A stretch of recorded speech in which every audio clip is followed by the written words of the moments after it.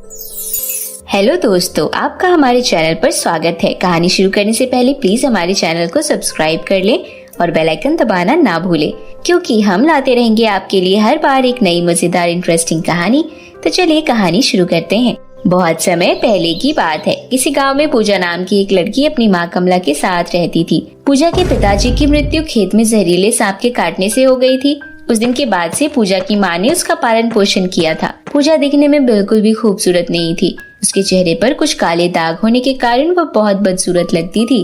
पूजा के घर के बगल में क्लास की एक लड़की रहती थी। वह हमेशा पूजा की गंदी शक्ल को लेकर उसका मजाक उड़ाया करती थी, परंतु फिर भी पूजा खुशबू की बात को नजरअंदाज करके अपनी माँ के साथ हंसी खुशी से रहा करती थी। पूजा की माँ दूसरों के घर में झाड़ू पोछा करके अपने घर का गुजारा कर रही थी। एक दिन पूजा स्कूल जाती है तो उसके क्लास की टीचर पूजा से कहती है, पूजा, तुम्हारे पिताजी की मृत्यु के बाद हमने तुम्हारी गरीब माँ पर रहम खाकर तुम्हें बिना फीस के स्कूल में पढ़ने दिया, परंतु तुम्हारे पिताजी की मृत्यु को अब आधा साल होने वाला है, परंतु तुम हमारी स्कूल की फीस भरने का नाम ही नहीं ले रही हो। मैडम जी, आप तो मेरे बारे में सब जानती हो कि मेरे पिताजी एक गरीब किसान थे और उनके मरने के बाद मेरी माँ दूसरों के घरों में झूठे बर्तन धोकर जैसे तैसे मेरा पेट भरती है, इसलिए कृपया करके आप मुझे कुछ दिन और स्कूल में पढ़ने की छूट दो। हम जल्दी से जल्दी स्कूल की फीस भरने की कोशिश करेंगे। पूजा, मेरी पूरी हमदर्दी तुम्हारे साथ है, परंतु हम भी कब तक तुम्हें स्कूल में फ्री में पढ़ा सकते हैं। तुम भी एक बार सोच कर देखो, स्कूल के कुछ नियम कायदे होते हैं।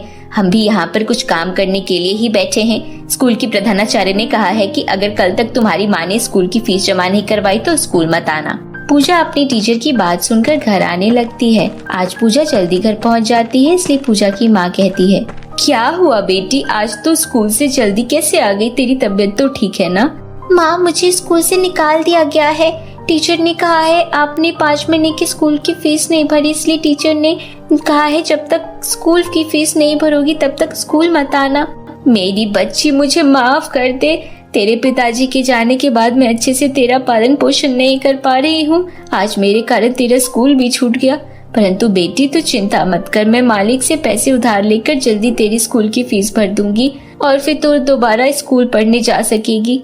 माँ, आप उदास मत होइए, इसमें आपकी क्या गलती है? आपसे जितना हो पाता है आप उतना करती हो। माँ, अब यह सब छोड़ो, मुझे बहुत तेज भूख लगी है, चलो खाना खाते हैं। कमला पूजा के लिए खाना लेकर आती है और पूजा को देती है। क्या हुआ माँ, आपका खाना कहाँ है? आपको भूख नहीं है क्या? वह बेटी, आज मुझे काम से आकर थोड़ी ज्यादा भूख लगी थी, इसलिए मैंने पहले ही खा लिया।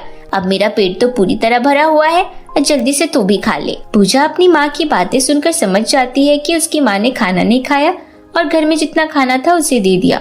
ऐसे ही कई दिन निकल गए, परंतु कमला पूजा की स्कूल की फीस नहीं भर पाई। पूजा भी समझ गई थी कि शायद अब वह कभी स्कूल न जा पाएगी। इसी तरह दिन निकल रहे थे।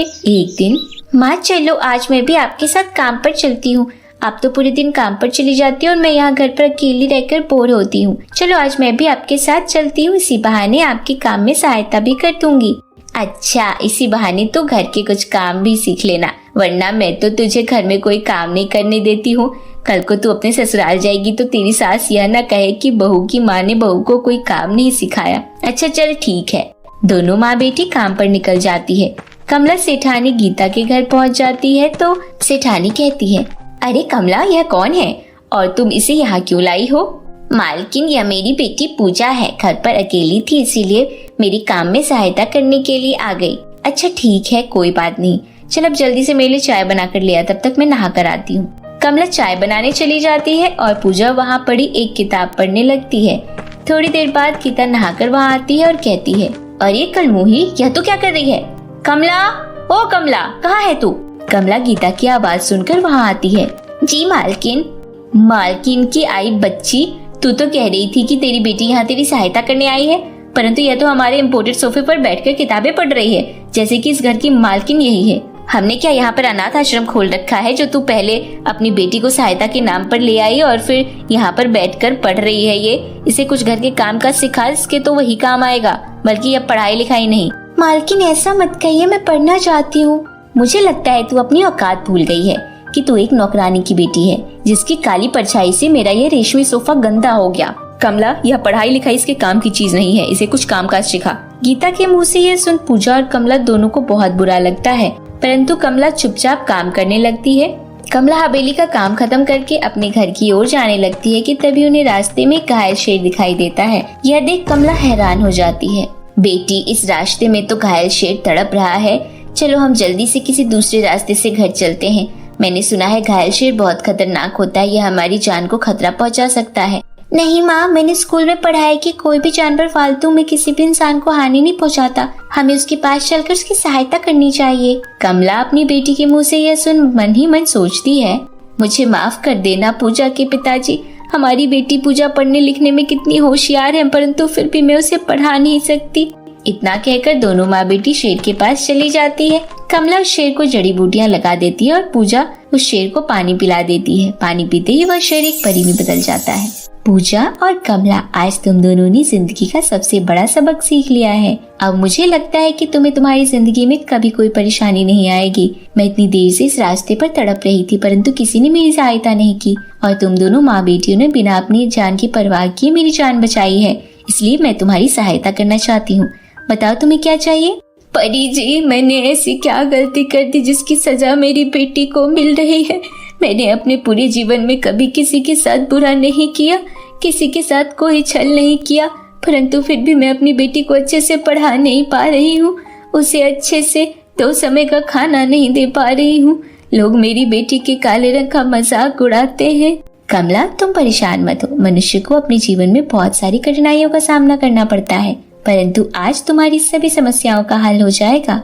यह लो, यह 2 जादुई साबुन है। इस पहले साबुन से जैसे ही तुम्हारी बेटी नहाएगी वह तुरंत दुनिया की सबसे खूबसूरत लड़की में बदल जाएगी, और इस दूसरे साबुन से तुम अपनी आवश्यकता अनुसार कुछ भी मांग सकती हो। कमला, ध्यान रखना, यह साबुन कभी भी किसी गलत व्यक्ति के हाथ में नहीं जाना चाहिए। जी परी जी, मैं इन दोनों साबुन का अच्छी तरह ध्यान रखूंगी। इतना कहकर परी वहाँ से गायब हो जाती है। कमला और पूजा वह दोनों जादुई साबुन पाकर बहुत खुश थी। थोड़ी देर बाद वह दोनों घर पहुँच जाते हैं। पूजा घर पहुंचकर पहले जादुई साबुन से नहा लेती है। पूजा के नहाते ही वह जादू से दुनिया की सबसे खूबसूरत लड़की में बदल जाती है। इसके बाद कमला उस दूसरे साबुन से स्वादिष्ट खाना मांगती है कि तभी कमला के सामने बहुत स्वादिष्ट खाना आ जाता है। कमला और पूजा पेट भर के खाना खाते हैं और चैन की नींद सो जाते हैं। कमला अगले दिन पूजा की स्कूल की फीस भर देती है और उस दिन के बाद पूजा स्कूल में पढ़ाई करती है और कमला बूढ़े और बुजुर्गों की सहायता करती। तो मेरे प्यारे दोस्तों, कैसी लगी आपको हमारी यह कहानी? हमें कमेंट करके जरूर बताएं। अगर आपको हमारी यह कहानी अच्छी लगी हो तो इसे अपने दोस्तों के साथ शेयर भी करें और ऐसी ही नई इंटरेस्टिंग हिंदी कहानियाँ देखने के लिए हमारे चैनल को सब्सक्राइब करें। तो फिर मिलती हूँ आपसे ऐसी ही किसी नई कहानी के साथ। तब तक के लिए बाय बाय दोस्तों।